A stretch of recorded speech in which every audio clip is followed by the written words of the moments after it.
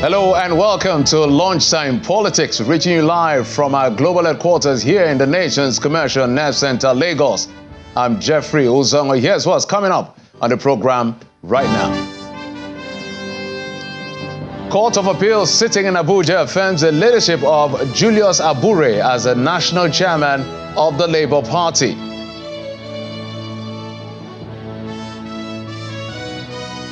About 8 months to the Ondo State governorship election, the People's Democratic Party National Working Committee begins major housekeeping as it meets with aspirants contending for the party's ticket.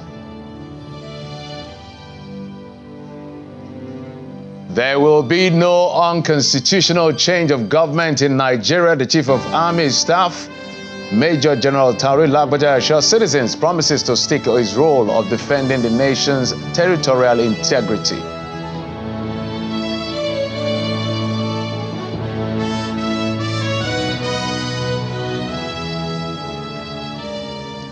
We're coming on air with the latest development in the leadership battle of the Labour Party, where the Court of Appeals sitting in Abuja has now affirmed Mr. Julius Abure as the national chairman of the party. The appellate court also set aside the decision of the Federal Capital Territory High Court, which last year restrained Abure and 2 others from parading themselves as national officers of the party. In a judgment delivered by Justice Hama Barka, the appellate court held that the High Court held what the High Court held was wrong. What they held was wrong to have assumed jurisdiction on the matter. Mr. Abure's leadership has been under contention following a restraining court order stopping him and some party officials from parading themselves as officers of the Labour Party following allegations of forgery. The appellate court also awarded a cost of 1 million naira in favor of Mr. Julius Abure and against the respondent. Justice Hamza Mwazu of the Federal High Court had last year granted an ex parte order ordering that Julius Abure and 2 other national officers stop parading themselves as leaders of the party for allegedly forging national documents. We're also tracking the preparation by the leadership of the People's Democratic Party for the November governorship election in Ondo State following a meeting with the aspirants. Top on the agenda is the issue of zoning, mode of primaries, and possible to agree on what could be considered a consensus candidate. At the meeting, Governor Seyi Makinde of Oyo State says the party is ready for a fight, however, calls for unity in the party. This meeting of the National Working Committee of the People's Democratic Party and leaders from Ondo State is part of the activities lined up to perfect arrangements for the party's Ondo State governorship primary. The party has 8 governorship aspirants, and party leaders in the state are discussing issues relating to zoning, consensus candidate, and the mode of primary to adopt. 3 issues or 4 issues will come to the fore in this meeting. One will be the zoning of gubernatorial candidate. We have a lot of experience from Edo, and we believe that experience will carry us to Ondo. I heard that there are going to be so many candidates, and at the end of the day, only one candidate will emerge. Before going into the discussion, party leaders provide some advice for the PDP Ondo State aspirants and the leadership of the party. If in the past, 4 years ago, we had that division within us that allowed the seats to slip away from us, at this time we are united, and we will stay united all the way to the election. Deliberations on the agenda for this meeting is not to be discussed in the full glare of cameras as the meeting goes into a closed session. At the end of the meeting, the PDP National Publicity Secretary briefed journalists on the outcome. We agree that we will, in every action that we take going forward in this process, that the Constitution will be our guide. Some of the aspirants also speak on the zoning decisions. I can say, particularly with respect to zoning, that appears to have been achieved. That the next governor or governorship candidates of the PDP We come from the South Senatorial District of the state. I've been contesting every 4 years to make sure I get the platform of PDP. But the history is that it doesn't belong to us now. We should wait for our zone. And now I'm back in my zone. So I'm sure of getting the ticket. The PDP lost power to the incumbent All Progressives Congress in 2020, and many of the party faithful from the state say they have learned their lesson and are ready to win the forthcoming election in November. From that remark by one of the aspirants, it clearly shows that interesting days are ahead as far as the Ondo state politics in the PDP is concerned. But let's now tell you that about 30 minutes, plenary at the Senate was delayed following a power outage in the Red Chamber. Before the blackout, a bill to amend the Nigerian Maritime Administration and Safety Act, Agency Act, I should say, sponsored by Senator Wasiu, representing Lagos Central, was being briefly debated, which later passed second reading. A National Assembly correspondent, Gloria Omezueke, reports that the passage came shortly after a delay in the plenary. It was total blackout in the upper chamber on the first legislative day of the week. This unusual situation compelled lawmakers to temporarily stay away from the chamber.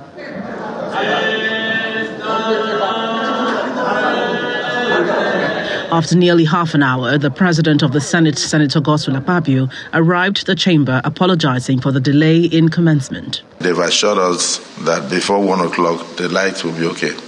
If it gets too hot, then we may have to adjourn for a while to allow them to conclude. But I think they are working on it. So I apologize for any inconvenience.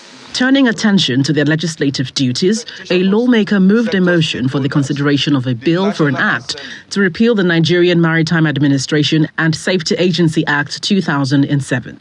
The Nigerian Maritime Administration and Safety Agency Act of 2007 has been in operation since 2007. In these 16 years, operation lapses and statutory lacunas have been observed. The debate on the general principles of the bill raised several issues, including a concern that the amendment could lead to duplication of functions. Have we looked at the two acts? The functions of the Navy vis-a-vis the functions of the Nigerian Port Authority? In fact, there is no overlapping functions between the two, while the territorial integrity of Nigeria will be secured. All these functions, they are not new to NIMASA. That is why NIMASA is called Nigerian Maritime Safety and Security Agency. Lawmakers also debated a bill for an act to amend the National Assembly Library Trust Fund Act 2022 to alter the name to National Assembly Library and Resource Center. The National Institute of Legislative and Democratic Studies that we have needs, and this particular Library and Resource Center, two agencies that we have within the National Assembly doing functions that are complementary to each other. We need to also look for efficiency. Let's serve the Library and Resource Center, and thereafter we look at their functionalities thereafter, and then we see whether they need to come together as one. So those who are in support of the motion that this bill be now read a second time, say aye. Aye. Those against say nay. The ayes have it. For the first time in a while, plenary concludes in about 2 hours with a promise to investigate the power outage. From the National Assembly, Gloria Omezueke, Channels Television News. The unconstitutional change of government in parts of the continent, especially the West African sub-region convoluted by recent economic challenges, is perhaps why the Nigerian Army is assuring citizens that it has no such plan, but will rather defend democracy. That assurance is coming from the Chief of Army Staff, Lieutenant General Taoreed Lagbaja, while making a presentation at a seminar on career planning and management organized by the Nigerian Army headquarters. From across different formations in the country, serving officers of the Nigerian Army converged on the Armed Forces Officers' Mess in Abuja for the 5th annual seminar on career planning and management. The Chief of Army Staff is the special guest of honor, and he states that the career plan for the Army does not include truncating the nation's democracy, as he reiterates the commitment of the Army to defend civil rule.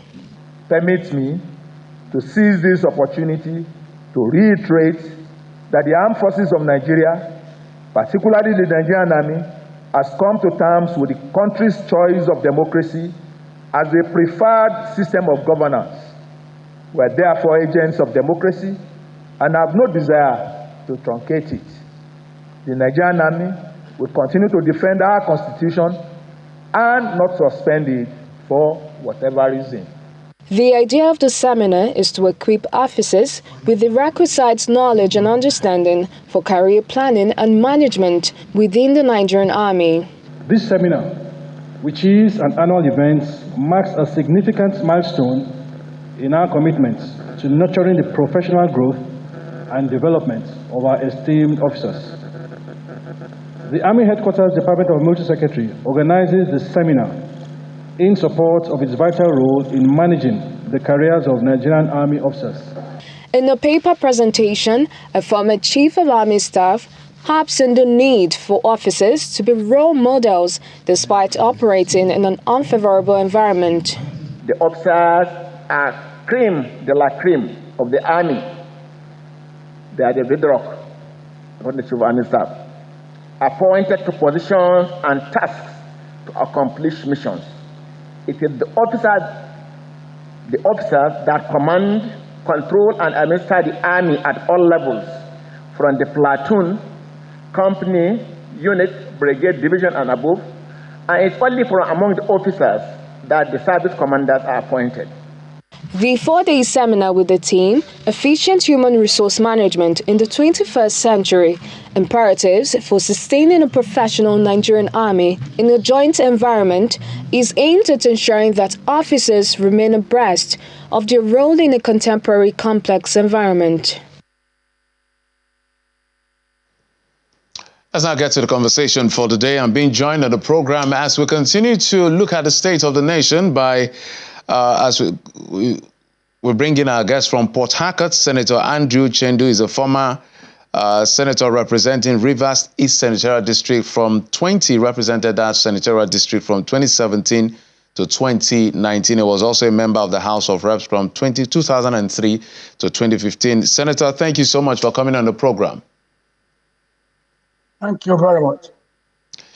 Let's get straight to some of the things we want to explore as much as time will allow us, and one of which is the state of the Nigerian economy. We've seen issues of the difficulty the West African sub-region has experienced, which is the premise on which the Chief of Army Staff is giving the assurance that no matter the challenges economically that the country is facing, that the civilians should not worry about any unconstitutional change. I do not know what your appraisal will be of the handling of the economy by the current administration, given the level of hardship that has been experienced by the people. Well, I think we all are very keen observers of what's going on. I will say it very simply. Nobody should hold the present administration entirely responsible for the challenges we have today. We have all been watching, we have all been observing, and little was done over the years when successive administrations left a lot of things that ordinarily should have been done. And today, these are home to roost, and we are facing a very, very challenging situation. And unfortunately, regrettably so, the president, seems to be carrying the whole place. And this should be a situation where the economy is an inverted triangle. Tells you that there's no easy way out. The current administration is doing all its best to do what they can do. The truth is that all non-classical economic theories are just situations are defined. To the best of my knowledge, all non-classical economic theories. When you believe that your income, will be equal to your consumption, and savings, which will not translate into investment, you are making a grievous mistake. Because based on the distrust of the citizens against their government, nobody trusts the government anymore. Nobody trusts their policies. So people are not prepared to invest on the basis of government policies. What do you expect? What you expect will be construction everywhere. Nobody is being guided right because we do not have sufficient trust in the government. And this has built up over the years. The government will tell us one thing or the other, and there will be a completely different thing. In my few years of research, I have found that when organizations fail, the blame should be left on the doorstep of the head of the institution. And in this case, the leadership of the country over these years. A situation where the economic base, the income base is so narrow, the productive base is so narrow, and the consumption is so large, uncontrollably large. What do you expect? You expect this type of confusion. When 90%, almost 90% of the youth are unengaged. And every year we are turning our thousands into the labor market, and nobody is doing anything. There must be conscientious effort in addressing this situation. Many more have.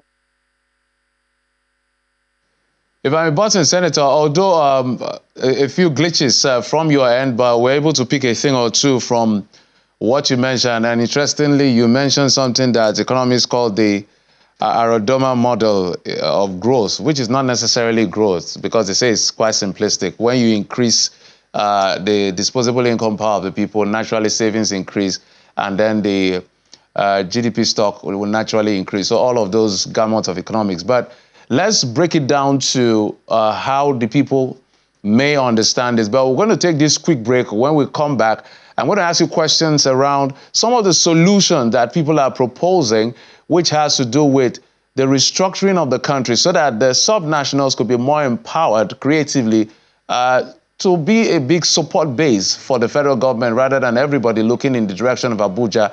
I want to know whether that's also a solution you are also considering from your own perspective. Join us again. We'll be right back.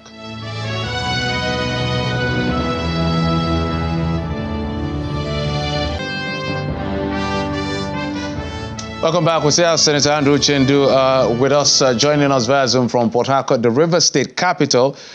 Senator, I wanted to find out from you, we are trying to tinker with a bit or look at some solution. And right now, the National Assembly, where you were before, they're trying to tinker, annotate on our ground norm called the Constitution. How much of the devolution of power in terms of restructuring will help the quagmire we've found ourselves? This is an interesting area. Nigeria is a federation. Nigeria is a federation made up of 36 states plus FCT. I think if the Senate is poised to ensuring devolution of powers this time around, it will be the right step in the right direction. We cannot continue to concentrate responsibilities and power at the center. I remember when I was in the Senate or House of Representatives, and we're talking about devolution of powers on a particular issue concerning health. And I was wondering how the Minister of Health at the Abuja level will be fighting an outbreak of cholera at the creeks of Emova and Choba. It's impossible. Some of these responsibilities should be devolved to the states completely. So I will very much support the Senate, ensure that they reduce maximally the responsibilities and functions of federal government as provided for in the exclusive list. It's a good way out. Senator, but when you look at some of the governors, pardon me, please, because of time, I want to take much of your ideas as much as possible on the program. But when you look at some of the ways the governors are managing resources, is it even, besides the fact that generally people believe that restructuring is going to help across board, for the states to be, self-sustaining to an extent. But looking at what they even have at the moment, is it encouraging to even go in that direction? Because a lot of states are not creative. They can go belly up, they can go bankrupt without the federal allocation. Now monies have increased from FAC. We're not seeing that level of improvement, which is why there's a lot of pressure at the center. And now people are asking, what are the state government doing? Yeah, rightly said. But let me say this too. There shouldn't be any devolution of more powers to the states unless and until the houses of assembly of the states are made to be autonomous. A situation where the governor is seen as the overlord, as the emperor who decides everything, controls everything virtually, and will not make for further devolution of powers. However, in a holistic manner, if devolution of powers is being intended and is carried out, then the states the state house of assembly must be made to be a little bit more autonomous, so that the governors will not continue to interfere in the affairs of the state. But for now, the governors have a field day doing whatever they like, which is not going to augur well in a state, in a federation that is fully devolved. How do we make that happen? Because you've just posited a very simple action that should be taken to ensure that the governors are really accountable, which is the State House of Assembly, which everybody perceive and believe that they are in the pockets of the executive. And now we've seen governors always trying to install their successors, and we've had issues in Rivers State, we've had issues in Benue, we have all those issues. How do we watch that within internal, they call it internal democracy within political parties, so that it can trickle down to what we're talking about? Well, if we are serious as a people, if we are serious as a nation, there is no way the Senate, the National Assembly, will come up with requisite, achievable targets in the area of devolution of powers, including the State Assembly and local government, that the states will not comply with the new arrangement.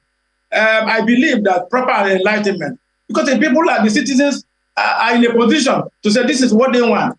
The governors don't manage them, so they manage the citizens. The citizens must come up and ensure that what the National Assembly is coming up with are accepted by the houses of assembly and by the states. But the situation where the citizens sit back and watch the National Assembly, come up with proposals that will make for better governance is not going to augur well for devolution of powers.